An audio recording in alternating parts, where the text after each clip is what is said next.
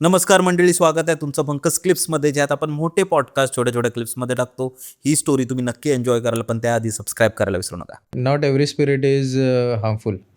Depend करतं की जेव्हा त्याचं लाईफ स्पॅन चालू होतं तेव्हा त्यांनी जे कर्म केलं असेल किंवा त्याचं जे मेंटॅलिटी होतं किंवा आपण जसं लास्ट काही पॉडकास्टमध्ये इथे गेस्ट आले होते त्याने डिस्कस केलेलं की 14 प्रकारची भूतं कोकणामधली. तर 14 प्रकार हे आपण बोलतो, पण प्रकार म्हणजे एक्झॅक्टली काय आहे की त्या माणसाने जे कर्म केलं होतं त्या कर्माच्या हिशोबाने तो माणूस तसा मेल्यानंतर भटकतोय, कारण तो एक ऑरा घेऊन गेला. आता आपण बघतो की आपण एक कॉन्शियस ह्युमन बीइंग आहे. आपण गोष्टी कॉन्शियसली करतोय. आपल्याला माहित नाही आपल्या नंतर आपण काय होतो. कधी कधी विचार येतो की आपण हे सगळं बघतोय, जगतोय, खातोय, पितोय. पूर्ण इच्छा ठेवून गेलाय तो. एक्झॅक्टली. आणि असतं की शॅरन आय गेस तो पण बोलत होता की मरताना कधी कुठली इच्छा पूर्ण नाही ठेवली पाहिजे. ट्रू. आणि असं कधीच नाही होऊ शकत. आपण तर इच्छेचे गुलाम आहोत. आपण प्रत्येक वेळी काही ना काहीतरी इच्छा आपल्यामध्ये असते. काहीच नसेल तर पैसा पाहिजे, पैसा नाही तर फॅमिली पाहिजे, फेम पाहिजे. प्रत्येकामध्ये काही ना काहीतरी इच्छा असतेच. आणि ज्याला काहीच नको आहे त्याला पॉवर्स पाहिजेत, ताकद पाहिजे, सगळं पाहिजे त्याला, इन शॉर्ट. ट्रू.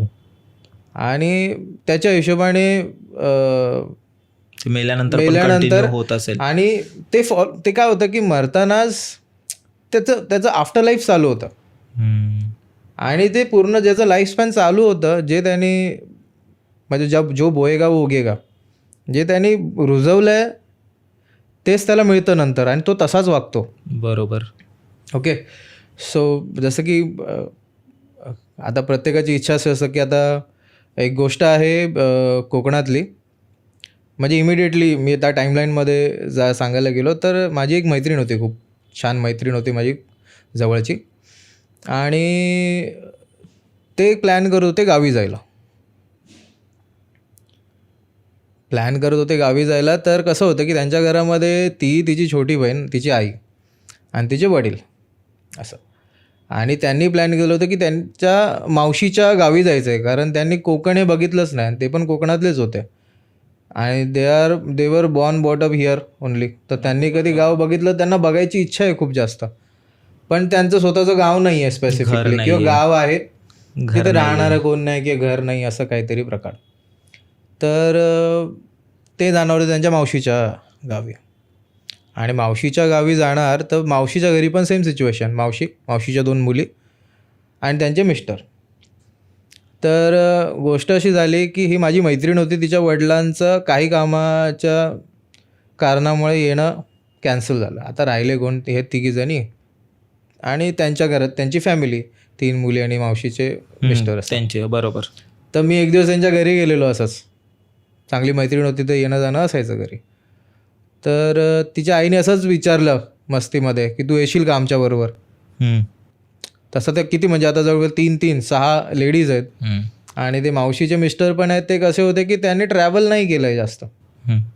आता ट्रॅव्हल नाही केलं तर ही वॉज नॉट कॉन्फिडंट की ट्रेननी जायचं परत. आता एवढे वर्ष गावी पण नाही गेलो आहे, तिथे कसं अरेंज करायचं वगैरे, ही वॉज नॉट कॉन्फिडंट. तर आणि मी तर काय असं आपण तर खूपच फिरलो आहे, कोकणात पण खूप फिरलो आहे, मुंबईत खूप फिरलो आहे. तर त्यांनी असंच विचारलं की तू येशील का आमच्याबरोबर. तर मी म्हणालो तुम्ही स्पॉन्सर करता ट्रिप तर मी येणार. तुम्ही पैसे फुकट तिथे प्रकट. तर मी अशा हिशोबाने म्हटलं ठीक आहे, ट्रिप तर स्पॉन्सर होते तर मी हो म्हणालो. बरोबर आहे. आणि इव्हेंच्युअली तो मस्तीचा प्लॅनमध्ये मला त्या लोकांनी इन्क्लूड केलं. मे बी त्यांना असं असेल की आता विचारलं तर घेऊन तर जावं लागेल म्हणून, असं पण झालं असेल त्यांच्यासोबत. तर ते मला घेऊन गेले. तर गावामध्ये कणकवलीमध्ये घर होतं त्यांचं, आणि घर खूप छान होतं. त्यांनी घर बनवलं आणि नंतर त्यांनी जायचंच बंद केलं तिकडे. त्यांनी गणपती वगैरे पण इथे आणायला सुरुवात केली आणि असं सगळं केलं, कारण त्यांना वेळ नाही मिळत होता कामामधून. होतं असं एकदा मुंबईमध्ये सेटलला चालवल्यानंतर खूप फॅमिलीजचं असं होतं आहे. तर मग जेव्हा गेलो आम्ही तेव्हा ते घर 3 ते 4 वर्ष त्यांनी उघडं नाही केलं होतं, बंद होतं. आणि मग गेल्यानंतर ते साफसफाई वगैरे करणं हे सगळं प्रकार. मग त्यांनी काय विचार केला, आपण जेमतेम 5 दिवस राहणार आहे तर पूर्ण वर्कांचं 1+1 टॅरेस मोठं घर होतं, छान घर होतं त्यांचं. तर त्यांनी काय केलं की फक्त खालची जागा साफ केली. आता खाली काय होतं, if I explain you the layout, छोटं देवघर होतं, एक आपण बोलू शकतो स्टोअर रूम होता, एक बेडरूम होता, एक बाथरूम होता, किचन होतं आणि स्टेअर केस आहे जो फर्स्ट फ्लोअरला जातो आणि subsequently it goes to terrace असं. सो घर खूप सुंदर होतं ते. पण सोफा वगैरे होता, तर सोफा एवढे दिवस काढलेला नव्हता आणि खूप हेवी डस्ट सोफ्यामध्ये. तर आम्ही विचार केला की सोफ्यावरती झोपणं वगैरे, सोफा कम बेड काइंड होता त्यांचा, त्याच्यावरती आपण झोपणं अवॉइड करूया, आपण खाली झोपूया. आता आमचा 3 ते 4 दिवसांचा एक प्लॅन होता राहायचा, त्याच्यामधले 1-2 दिवस आम्ही फिरणार होतो. तर आणि गावात पण आम्ही फिरलो, त्यांचं मंदिर वगैरे, त्यांच्या एरियामध्ये वगैरे आम्ही बरंच फिरलो. पहिला दिवस जेव्हा आम्ही पोचलो तेव्हा साफसफाई वगैरे सगळी करून झाली आणि ट्रॅव्हलिंग वगैरे खूप झालं होतं. तर त्या दिवशी झोपून गेलो. आणि गावी आहे ना सवय असते, मला वाटते आता मुंबईमध्ये पण बऱ्याच लोकांची सवय असते की झोपताना पूर्ण अंधार नाही करत, हा, ते एक डिम लाईट आपण लावून एक ठेवतो. डीम लाईट 0 बल्ब चालू ठेवतात. तर त्यांनी हॉलमध्ये 0 बल्ब असं चालू ठेवला होता, तर त्याच्यामध्ये सगळं दिसतं. आता आहे ना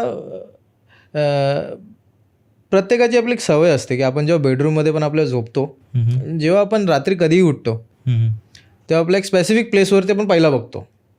जसं की माझी सवय आहे की माझ्या बेडरूममध्ये मी खुर्चीवर पहिला बघतो, कारण ती समोर असते, खुर्ची असते. काय जण घड्याळाकडे पहिला बघतात, काय जण वॉशरूम बाथरूमच्या त्यांच्या हिशोबाने. Yes, exactly. तर मी त्या रात्री उठलो, तर तो जिना होता, जिन्यावरती प्रकाश पडतोय, जसा वर जातोय अंधार, तर असं वाटलं की कोणतरी बघितलं मला. ओ, तर ते मी पहिल्या दिवशी इग्नोर केलं, कारण इग्नोर करावंच लागतं अशा वेळी. प्रत्येक वेळी घाबरत बसलो तर यू कॅन नॉट सर्वाईव्ह. बरोबर. आणि लोक रात्रीची फिरतात आणि ते प्रत्येक वेळी हाच विचार करत बसतील की some shadow is following me, they can not survive. तर असंच रात्री उठलो, पाणी प्यायलो, झोपलो. माझं रात्री लक्ष कुठे ना कुठे जायची सवयच असते. जसे माझ्या घरी मी चेअरवरती बघतो, तसं मी तिथे बघितलं. सेकंड डे आम्ही काहीच फिरलो नाही, फक्त गावी घरामध्ये बसून आहे, दुपारी परत झोपा जेव्हा हेच केलं, काहीच नाही केलं. आणि रात्री मला 2 वाजेपर्यंत 2:30 वाजेपर्यंत झोपच नाही येत होती. आणि प्लस मी फेसबुक स्क्रोल करतोय, तर आणि मग झोप अजिबातच येत नव्हती. तर जेव्हा मी फेसबुक स्क्रोल करून जर मी असं वरती बघतोय, कोणीतरी बघितलं, आत गेलं, असं वाटतं की समोर स्पीकिंग, कोणीतरी डोकावून जाते आणि गेलं. तर मी म्हणजे हा सेकंड डे. थर्ड डेला मी ब्रेकफास्ट करताना मी म्हणालो की असंच मस्तीमध्ये बोललो, माझी जी मैत्रीण होती तिला, तिची फॅमिली पण होती समोर, असं वाटतं ना सारखं वरून कोणतरी बघतंय. ओके. तर त्यांचं असं झालं की त्यांनी खूप सिरियसली घेतली ती गोष्ट, की हा बाबा घाबरत वगैरे असेल की काही असेल. तर कसं आहे की लेट्स से की हा बंगलो आहे, आम्ही झोपायचो असे, झोपताना काय करायचं, सगळ्या लेडीज एका साईडला झोपायच्या, माझ्या बाजूला काका झोपायच्या, सगळ्यात शेवटी मी झोपायचो कारण मी बाहेरचं होतो ऑफकोर्स. तर मला तसं नाही झोपवायचं, ती लोक मला त्या बाजूलाच झोपवायचे.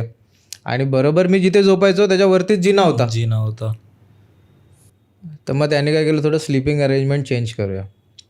मग त्या लोकांनी जसं आम्ही व्हर्टिकली झोपत होतो, आम्ही हॉरिझॉन्टली झोपायला लागलो, त्याच्यामध्ये पण मी शेवटी परत. थर्ड डेला काय झालं, मी फेसबुक स्क्रोल करत होतो, म्यू टॉरंटवरती गेलो आणि बागी आलेला तेव्हा वाटतं, बागी मूवी. हा, तर मी तो मूवी बघत होतो आणि तो मूवी मी चालू केला 1:30-2ला आणि राहायला तो 4 वाजेपर्यंत बघतोय. तर तिची आई उठली आणि ह्या 4 वाजेपर्यंत माझ्याबरोबर तेच घडतंय. जेव्हा मी वर बघतोय, काहीतरी आहे, कोणतरी बघितलं, हा भास पण असेल किंवा माझी भीती पण आहे मनातली, नवीन जागा आहे तर. तिची आई उठली 4 वाजता, बोलली अरे तू गौरव झोपला नाहीस, झोप. मग तिने मोबाईल वगैरे माझा काढून बंद करून ठेवला बाजूला, माझ्या पायाकडे येऊन बसली आणि बोलली तू झोप म्हणून. तर थोडं वियर्ड होतं माझ्यासाठी की असं मला कोणी, माझ्या आईने पण नाही झोपवलं असं, पण तिने येऊन माझ्याबरोबरही केलं. तर मी झोपलो. तर फोर्थ डेला आम्ही ना मालवण खूप फिरलो, भयंकर फिरलो आम्ही, स्कुबा डाईव्ह आणि तो किल्ला वगैरे बघून वगैरे. आणि संध्याकाळी आम्ही 8 वाजता आलो, गाडी वगैरे केलेली, खूप थकलो होतो, बॉडी एवढी थकलेली की जेवलो, 9ला झोपलो. आणि 9ला झोपलो मी जसा, तेव्हा मला जाग आली डायरेक्टली 1:30 वाजता. 1:30 वाजता जाग आली तेव्हा काय घडतं आहे, तर माझ्या बाजूला ही पूर्ण फॅमिली, मी तिथे झोपलो आहे, माझ्या डोक्याच्या बाजूला त्यांनी सर्कलमध्ये बसले आहेत. मध्ये मोबाईल ठेवला आहे, त्याच्यावरती स्वामी समर्थांचं गाणं लावलं आहे, श्री स्वामी समर्थ जय जय स्वामी समर्थ. छोटासा मोबाईल आहे, त्याच्यामध्ये रेकॉर्डेड सॉन्ग होतं त्यांचं, ते लावलं आणि सगळीजणं श्री स्वामी समर्थ जय जय स्वामी समर्थ. मी उठलो, बघितलं काका माझ्या बाजूलाच बसले होते त्या गोलमध्ये. तर काकांना हात मारला, म्हटलं काय चाललं आहे. 2 मिनिटासाठी मी विचार करतो घड्याळ, मी स्वप्न तर नाही बघत आहे ना, कारण हे असं घडणं म्हणजे व्हेरी वियर्ड, अशक्य आहे. असं कसं घडेल ना. हो, ते नक्की आहे काय, प्लॅनशेट करतायत की काय रात्री उठून. किती वाजले होते? 1:30 वाजला होता रात्रीचं. तर मी उठलो, काकांना बोलो, काका काय झालं. तर काका उठ लवकर उठ आणि बस आमच्यासोबत. तर उठलो, पहिलं मी जागेवरतीच बसलो, बिकॉज आय वॉज प्रोसेसिंग की काय चाललं आहे आजूबाजूला. आणि तर मग इव्हेंच्युअली येऊन सर्कलमध्ये जागा म्हणून बसलो त्यांच्याबरोबर, बसलो त्यांच्यासोबत. आणि मग ते काका म्हणायला लागले मला की स्वामींचं नाव घे, स्वामींचं नाव घे म्हणून. तर मी पहिल्यापासून असं नाही, देवावरती आपली श्रद्धा आहे, पण मी असं जबरदस्ती कोणी केलं बाबा पाया पडा आता आणि नावच घ्या जोरजोरात, हे करणं नाही पटायचं. पण आता म्हणत होते आणि मला दिसतंय की काहीतरी सिरियस झालं आहे आणि सगळे घाबरलेत आणि बसलेत. तर मी म्हटलं ठीक आहे, मी श्री स्वामी समर्थचे ते चालू केलं गाणं त्यांच्यासोबत बोलायला. आणि झोप येते भयंकर. आणि मी उठलो कशाला होतो, तर मला झाली होती लघवी 1:30 वाजता. 2:30 वाजले, 3 वाजले, 3 वाजेपर्यंत सगळेच बसून स्वामी समर्थांचं गाणं संपलं, परत लावा सांगत नाही, कारण सगळ्यांची हातभर फाटली आहे तिकडे. आणि कोणीच बोलायला. मी माझ्या मैत्रिणीला विचारलं काय झालं इशाऱ्याने. तिने माझ्याकडे बघायलाच ती रेडी नाही, कारण तिला सांगायची हिंमत नाही आहे काय झालं ते. आणि तिची आई आहे, ती पूर्ण तिचे डोळे एवढे तिने मोठे केले आहेत की ती एवढी घाबरली होती. बसली आहे ती फक्त अशी पाय हे करून पकडून. तर त्या केसमध्ये आता 3 वाजले, मी लघवी थांबून ठेवले.